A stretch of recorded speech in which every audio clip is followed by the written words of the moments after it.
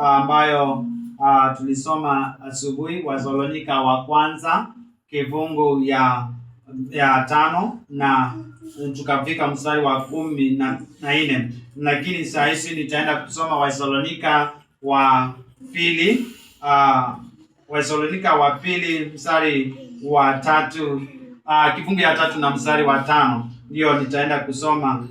Wathesalonika kifungu ya 3 mstari wa 5, na nitasoma hiyo peke yake. Inasema Bwana umuongeze moyo, nitarudia, Bwana umuongeze mioyo yenu mkapate pendo la Mungu na saburi ya Kristo. Nitarudia, Bwana amuongoze mioyo yenu mkapate pendo la Mungu la saburi ya Kristo. Tuombeni. Mwenyezi Mungu Baba, asante ni kwa sababu ya neno lako ambao umenipa ni kwa ajili ya watu wako na kanisa lako Bwana. Ninaomba ukanitumie kama chombo chako kiteule, nikanene kulingana na mapenzi yako na mipango yako Bwana. Nitie nguvu na neno lako likawe na radha kwa watu wako Bwana. Na ni kwa jina la Yesu Kristo ninaomba na kuamini. Amen. Bwana Yesu asifiwe. Neno ambayo tulisoma katika Wathesalonika wa kwanza kifungu ya 5 na mstari wa 1 mpaka wa 14 ni the same na hii mstari ambayo nitaenda kuongea siku ya leo. Tutaenda kuongea katika kitabu ya Wathesalonika ambayo wa 3 na mstari wa 5, na mwandishi wa hili kitabu alikuwa mtumishi wa Mungu Paulo, na alikuwa akiongea na kanisa. Kitasoma hiyo kifungu ya 3 inasema, hatimaye ndugu, tuombeeni neno la Bwana liendelee na kukuzwa. Bwana Yesu asifiwe. So maneno ya huyu mtumishi wa Mungu ilikuwa ya kutia watu wa Mungu na kanisa nguvu. So na kiwaelezea vile wanafaa kukaa. Siku ya leo ninataka tukajifunze kuhusu kitu ambacho inaitwa saburi. Bwana Yesu asifiwe. Na Kiingereza inaitwa patience. Bwana Yesu asifiwe. Subira. Bwana Yesu asifiwe. Tunapoongea juu ya kusubiri, tunaongea juu ya nangani, na ninataka tukajifunze zaidi. Bwana Yesu asifiwe. Kama vile mtumishi wa Mungu anasema, inasema hivi kitabu kifungu ya 3 inasema namna gani? Inasema Bwana waongoze mioyo yenu mkapate pendo la Mungu na saburi ya Kristo. Bwana Yesu asifiwe. Amen.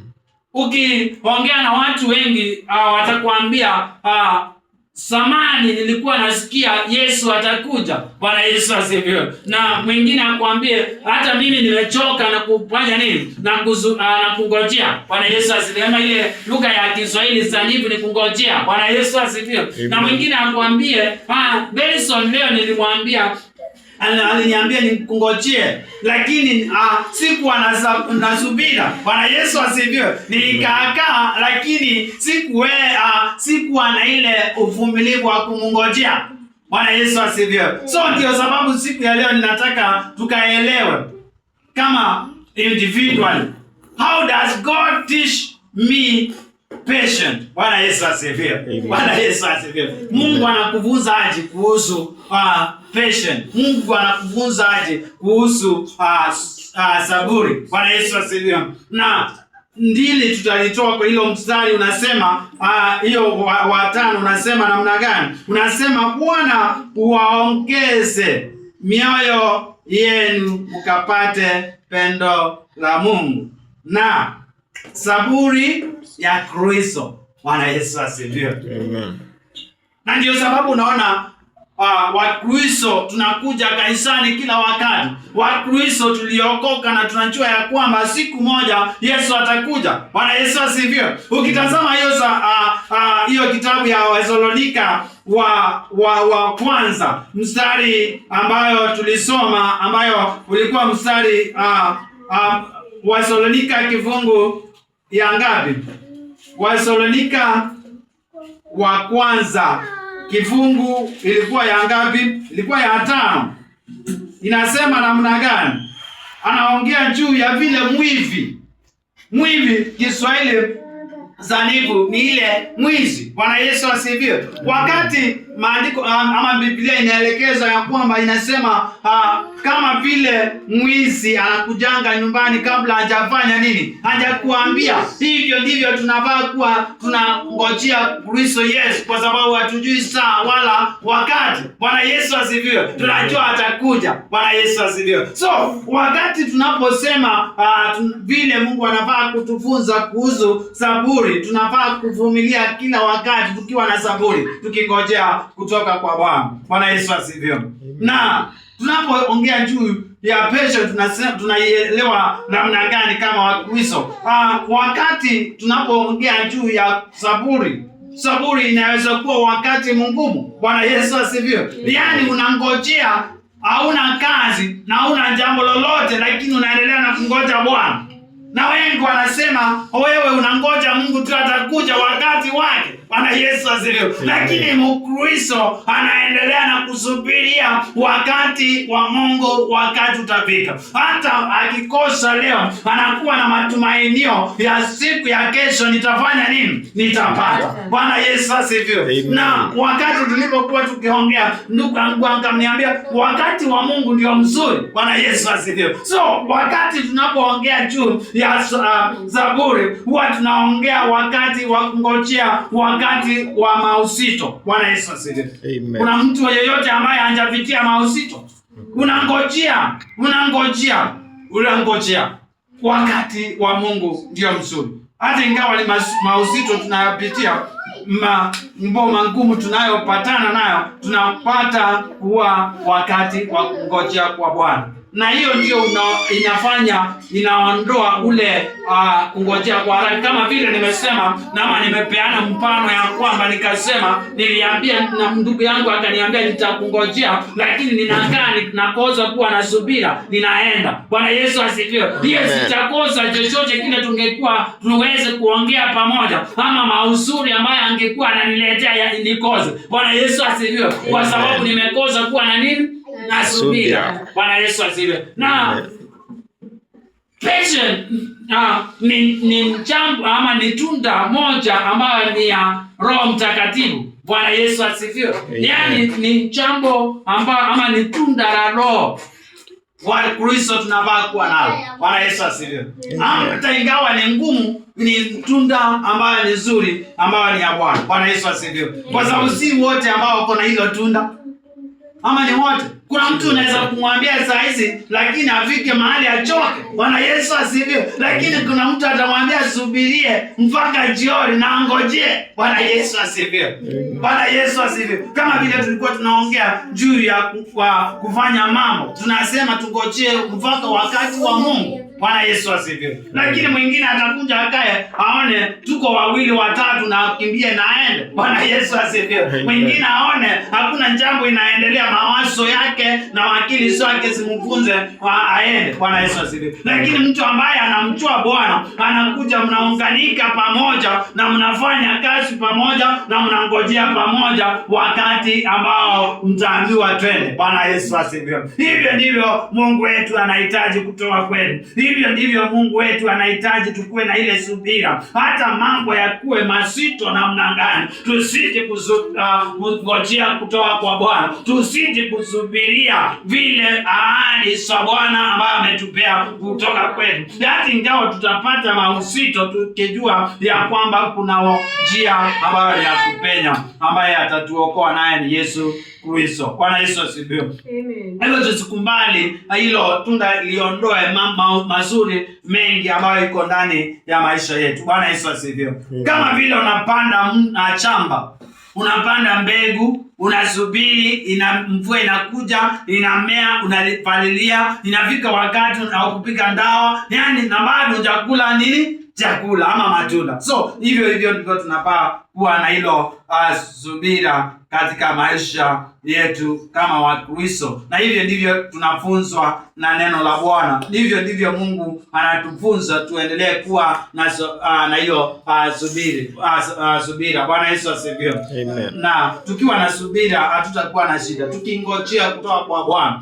Kama vile tulianza kanisa, tunaanza tukingojea wale wengine wakuje. Bwana Yesu asifiwe. Na tuko na matumainio watafanya nini? Watakuja. Na tuko na matumainio tutaenda kufanya kazi ya Bwana vizuri. Na kama vile tumeweka ule uvumilivu wetu kwa ajili ya kufanya kazi ya Bwana, tukijua siku moja tutapata vipaza sauti zetu. Bwana Yesu asifiwe. Siku moja ya Bwana itakuja. Hatufai kufa moyo. Bwana Yesu asifiwe. So tunangojea kutoka kwa nani? Kwa Mungu. Na tunangojea wakati wa nani? Wa Mungu. Bwana Yesu asifiwe. Hiyo saburi ndio ninasema tukue nayo kila wakati katika mambo yetu ambayo tunafanya, katika jambo lolote ambalo tunalotenda, katika mambo yote tunayopitia. Ile situation ambayo unayopitia, endelea kuwa na subira ukingojea kutoka kwa Bwana. Bwana Yesu asifiwe. Kwa sababu Bwana wakati wake ndio mzuri. Bwana Yesu asifiwe. Na tukiwa na hilo hatutaweza kuwa na shida katika maisha yetu. Na ndio unaona watu wengi wanakaa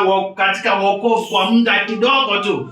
Wanasema leo nimekuwa katika wokovu na ninaendelea kuteseka. Ninakuwa katika wokovu na ninaendelea kufungiwa nyumba. Nimekuwa kwa wokovu na ninaendelea kungojeka. Nimekuwa katika maisha ya wokovu na nimekosa kazi. Hii wokovu nitafanya nini? Nitaiacha. Na wakati anapoacha hatapata kazi ama aende kwa waganga, ndio ataendelea kuumia. Bwana Yesu asifiwe. Na hakuna jambo ambalo utaona ama mabadiliko utaona katika maisha yake. Bwana Yesu asifiwe. Lakini wakati anapokuwa katika Bwana na ngojee kutoka kwa Bwana, mambo yote yataweza kuwa mazuri. Bwana Yesu asifiwe. Amen. Hebu tuendelee kukaa ndani ya kungojea kutoka kwa Bwana. Tukue watu ambao ni wa kungojea kutoka kwa Bwana. Bwana Yesu asifiwe. Na Mungu wetu anaweza kukuambia ngojea kwa muda, nitakujibu. Aweze kukuambia no. Bwana Yesu asifiwe. Na yote unafaa kuwa na nini? Na subira. Bwana Yesu asifiwe. So Mungu wetu aendelee kutubariki tunapoenda kujifunza hivyo kuwa na subira katika maisha ya sisi kama Wakristo. Ukiangalia kuongojea ukiwa ama unafaa kuwa na ile courage. Bwana Yesu asifiwe. Yaani hata ikiwa unangojea unakuwa na ile nguvu katika kungoja. Bwana Yesu asifiwe. Yaani unakuwa na matumainio mengi. Hata ikiwa unasikia njaa au uoneshi watu yoyote. Hata ikiwa unaumia hakuna yoyote ambayo unaonesha. Bwana Yesu asifiwe. Yaani unakuwa na nguvu mingi katika jina la Yesu Kristo. Mungu wetu anapokupa hilo tunda ambayo ni ya moyo wa kuwa na subira. Tukiangalia zile ahadi Mungu ameweka kwa watu ambayo wamemngojea Bwana, tutazipata katika kitabu ambayo ni ya Zaburi. Tutazipata katika Zaburi ama Psalm chapter 27. Psalm ama Zaburi wa 27. Huwa ninataka kufunza nikisoma maandiko. Tutaenda kuzipata katika Zaburi wa 27 na mstari wa 14. Unasema namna gani? Unasema umngoje Bwana uwe hodari, upike moyo konde na mngoje Bwana. Bwana Yesu asifiwe. Nitarudia. Anasema umngoje Bwana uwe hodari, umpige moyo konde na mngoje nani? Bwana. Bwana Yesu asifiwe. So tufai kuwa na uoga. wakati tunapomngojea kutoka kwa Bwana, wakati tunapomngoja Bwana atende mema, afungue njia ya kazi, tunapaa kuwa na ule uchujaa zaidi. Bwana Yesu asifiwe. Ukingojea ukijua kwamba Mungu atafungua njia, Mungu atapanua mipaka yangu, Mungu atanibariki na kazi, Mungu ataniponya, hata mambo yakuwe namna gani, sitasikia watu wanasema namna gani, lakini ninaendelea na kumngojea nani? Mungu. Bwana Yesu asifiwe. Na unakuwa mtu ambaye anaonekana ule ushujaa ambao ni wa kumngojea Bwana wetu Yesu Kristo. Bwana Yesu asifiwe. Na ukiwa na moyo huo, hautaweza kuwa na shida katika maisha yako. Utakuwa mtu ambao ni wa kumpendeza Mungu, na Mungu huwa anapenda watu wa aina hiyo. Mungu hapendi mtu ambaye ni wa kuongopa, mtu wa kutishiwa na anaongopa, ama mtu wa kukufa moyo haraka. Mungu anahitaji mtu ambaye ako na moyo ambayo ni wa ushujaa. Bwana Yesu asifiwe. Mtu anahitaji mtu ambaye ako na tunda ambayo ni ya kungojea mpaka wakati wa Bwana. Bwana Yesu asifiwe. Nitaenda kusoma Zaburi wa 37 na mstari ambao ni wa 9. Huwa nataka kuenda na neno la Bwana vile nimewaambia. Mstari wa 9 unasema, maana watenda mabaya wataharibiwa, bali wamngojeao Bwana ndio watakaorithi nchi. Bwana Yesu asifiwe. Yaani wale ambao wanaacha Mungu kwa haraka, hao wanasema wataharibiwa. Wale ambao wanaendelea kuvunja wengine moyo, wanakuuliza wewe unaendelea kwenda kanisa hilo, wewe unaendelea kungojea Bwana atakuja lini? Na nilikuwa na mgoja, ama nilikuwa nasikia hizo habari zake wakati wa mambo zetu na sijai muona. Huyo maandiko inasema ataharibiwa kwa sababu amekufanya uache njia ile ya ukweli uende katika njia ambayo ni haribifu. Bwana Yesu asifiwe. Lakini anasema wale wamngojeao Bwana, wale wamngojeao Bwana watarithi nchi.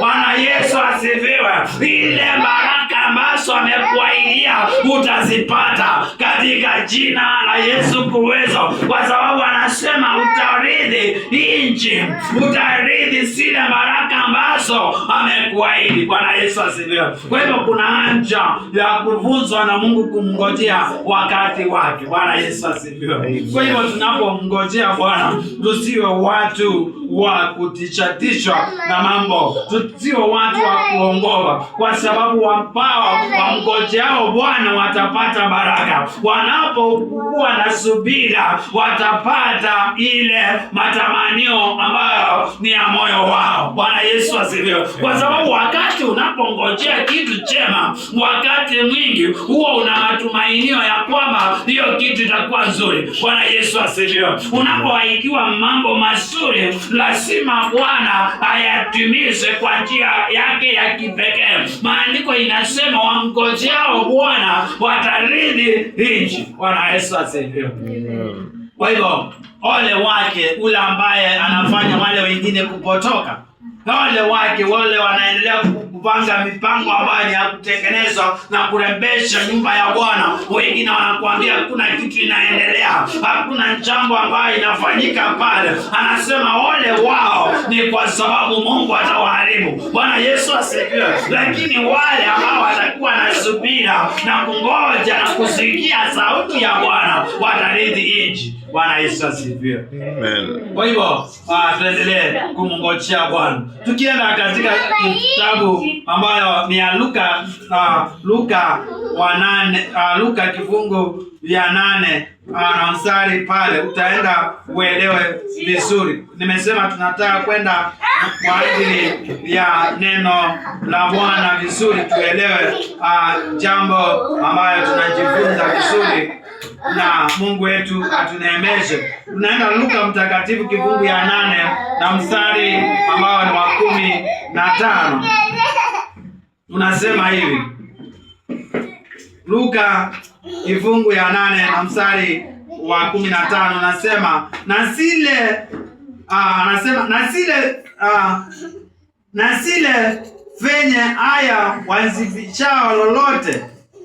No, turudie mstari wa 15. Anasema sile undogo mzuri ndio wale ambao kwa unyoovu na wema wa mioyo yao huisikia neno la Bwana na kulishika, kisha uzaa matunda ya kuvumilia.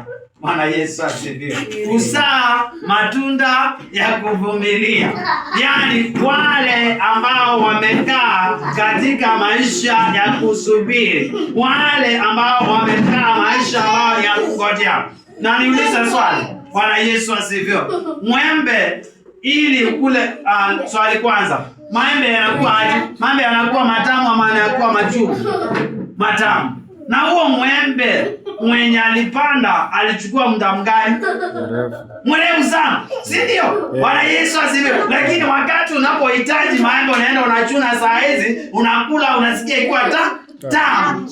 Lakini mwenye alipanda alivumilia kwa muda mwingi. Bwana Yesu asifiwe. Hivyo ndivyo ninataka tuelewe, kuvumilia huwa tunapata matunda mazuri. Bwana Yesu asifiwe. Kwa hivyo Wakristo tuendelee kuwa na maisha ambayo ni ya kuvumilia kutoka kwa Bwana na kutaka kuongozwa na Bwana. Bwana Yesu asifiwe. Kuna mambo kama 5 hivyo tunataka tukawe nayo kwa wale ambayo wanamngojea Bwana. Jambo la kwanza ama jambo la kwanza tunafaa kuwa tukitaka ile tunafaa kuwa tunahitaji ile the right ama ile jambo nzuri ambayo inatoka kwa Bwana. Bwana Yesu asifiwe. Na ile jambo ambayo inatoka kwa Bwana ni nzuri, lakini kwa kwako wewe unaweza kuona si nzuri. Bwana Yesu asifiwe. Yaani kuna yale matamanio yako unahitaji kwa haraka. Unataka upande mwembe saa hizi na uanze kuzaa matunda saa hizi na uanze kuchuna. Bwana Yesu asifiwe. Lakini hayo si mapenzi ya nani? Ya Mungu. Ni lazima ikuwe na utaratibu. Upande uvalilie ama upande imee uvalilie, ifike wakati wa miaka ingojee, upige ndawa isae na iendelee kukula matunda. Bwana Yesu asifiwe. Lakini matarajio yako inataka wewe ama unataka upande na ufanye nini? Ule. Bwana Yesu asifiwe. Hiyo itawezekana kweli? Na unaanza kuomba, Bwana ninahitaji, Mungu wangu usiponipea hii matunda leo, Mungu wangu nitakasirika. Utakasirika. Bwana, sababu haujakuwa na ile subira na unaomba maombi ambayo haifai. Bwana Yesu asifiwe. Ni kama huyu mtoto saizi anasema ninaitaka ngari. Kama mzazi utampea ngari saizi, wakati utamwambia ngojea wakati wako, uende shule, usome, na ikifika ule wakati nitafanya nini? Nitakununulia. Bwana Yesu asifiwe. Amen. Kwa hivyo katika mambo yetu ama mipango yetu huwa tuna mipango mingine ambayo si ya Bwana. Bwana Yesu asifiwe. Na tunamchokesha Bwana. Bwana Yesu asifiwe. Unamwambia Mungu fanya hii. Usipofanya hii nitakasirika. Tutazidi kukasirika hata ukufe na uende na waache wengine waendelee. Bwana Yesu asifiwe. Kwa hivyo wakati wa subira ama wakati wa kungojea kunafaa kungojea tukijua kuna mambo ya Bwana na mambo ya binadamu. Na pia tunafaa kujua kuna mambo ya Bwana ambayo si yako mwenyewe. Bwana Yesu asifiwe. Bwana Yesu asifiwe. Amen.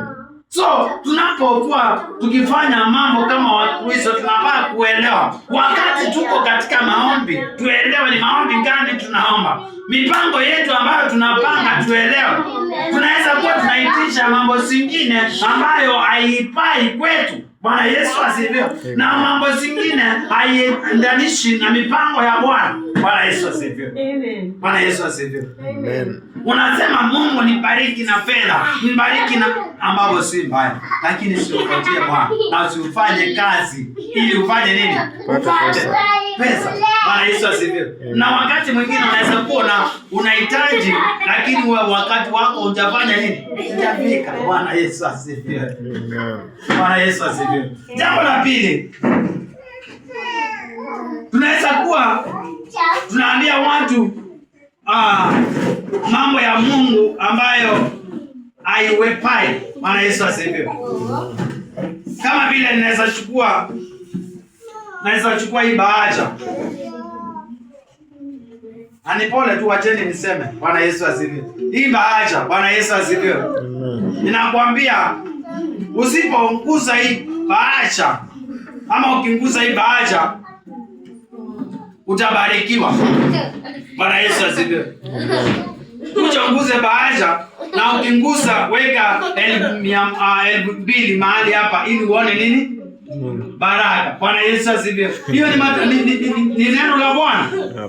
Bwana Yesu asifiwe. Twende vizuri wa Kristo na wa kanisa.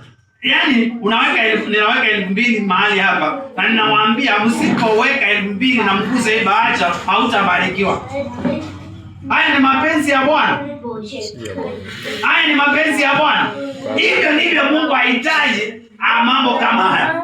Kwa hivyo kuna mambo mengine na neno singine tunaweza ongea, inaweza kuonekana inafaa mbele za Bwana, inafaa mbele za watu, lakini mbele za Bwana haifai. Bwana Yesu asifiwe. Kuna ile utaratibu wa Bwana huwa anabariki watu wake. Kuna ile njia za Bwana kupitishia watu wake. Na kuna ile neno la Bwana inafaa kuenezwa kwa watu ambao ni wa Bwana. Bwana Yesu asifiwe. Kwa hivyo tunafaa kuelewa zaidi. Hii ni kazi ya Bwana ama si kazi ya Bwana? Hii ni mapenzi ya Bwana. Tunapoelezea wale wengine. Kila kingine katika kungojea, Mungu anaweza kukuweka katika attention. Ama anaweza kukuweka tu kupendi kwa sababu anataka aone imani yako iko namna gani. Bwana Yesu asifiwe. Kama vile nimekuambia mtoto anaweza kukuitisha kitu lakini umpe wakati. Bwana Yesu asifiwe. Uone huyu mtoto hii kitu anahitaji, anaweza kuitunza. Bwana Yesu asifiwe. Kwa hivyo ndivyo Mungu wetu alivyo kwa watu ambao wanamngojea. Kuna mambo mengine anaweka, kuna baraka zingine anaweka akingojea aone ule uvumilivu wako uko namna gani. Bwana Yesu asifiwe. Kuna baraka zingine anaweka aone ule uvumilivu wako uko namna gani. Bwana Yesu asifiwe. Bwana Yesu asifiwe. Tuko pamoja kweli? Kwa sababu kuna vitu zingine huwa anaweka akiwa amejificha ili tumuelewe. Pia kuna njia zingine na kuna mambo mengine ama kuna majaribu mengi Mungu anaweza kukuletea akijaribu ama akitaka ukuwe na discipline. Bwana Yesu asifiwe. Katika hali ya tusisahau tunaongea juu ya kungojea kutoka kwa nani ama kusubiria kutoka kwa Bwana. Bwana Yesu asifiwe. Kuna mambo zingine anaweza kufanya nini? Anaweza kukuwekea ili atake ama akitaka upate ile nidhamu yake. Bwana Yesu asifiwe. Yaani anataka ukue vizuri kiroho. Ni kama ikiwa mtoto ameinuliwa mdogo akiwa mchungaji, kuna hali yake anawekwa ili kiwango kikifika mahali au anaweza kueneza injili yake. Bwana Yesu asifiwe. Tukisoma Yesu Kristo alianza ministry yake alikuwa na miaka ngapi? 30, si ndio? Bwana Yesu asifiwe. So kuna mambo zingine Mungu anakuweka ili upate discipline. Na ukiwa mzazi huwezi kuwa kijana wa miaka 20 na uoe na ukiwa mzazi. Ndio utakuwa mzazi lakini kuna discipline ambazo hauna. Bwana Yesu asifiwe. Hivyo ndivyo Mungu wetu huwa anakaa. Kuna mambo zingine tunapaa kungojea wakati wake ufike. Bwana Yesu asifiwe. Bwana Yesu asifiwe. Kwa hivyo tukijua mambo mengine huwa analeta ili tuweze kuwa na discipline katika maisha yetu. Hata ikawa tutapata ile disappointment na mambo magumu ama zile challenges katika maisha yetu, tunapaa kuwa na subira kujongojea kutoka kwa Bwana. Bwana Yesu asifiwe. Bwana Yesu asifiwe. Na mambo hayo Mungu anaweza kukuletea ili uweze kusimama na yeye. Bwana Yesu asifiwe. Yaani unasimama na Mungu. Unasema hata mambo yakuwe na gani, mimi sitamwacha nani? Mungu. Kwa hiyo analeta mambo zingine katika hali ya kuzubiri ili uweze kusimama na uweze kutegemea yeye. Kuna wimbo unasema kumtegemea Yesu ni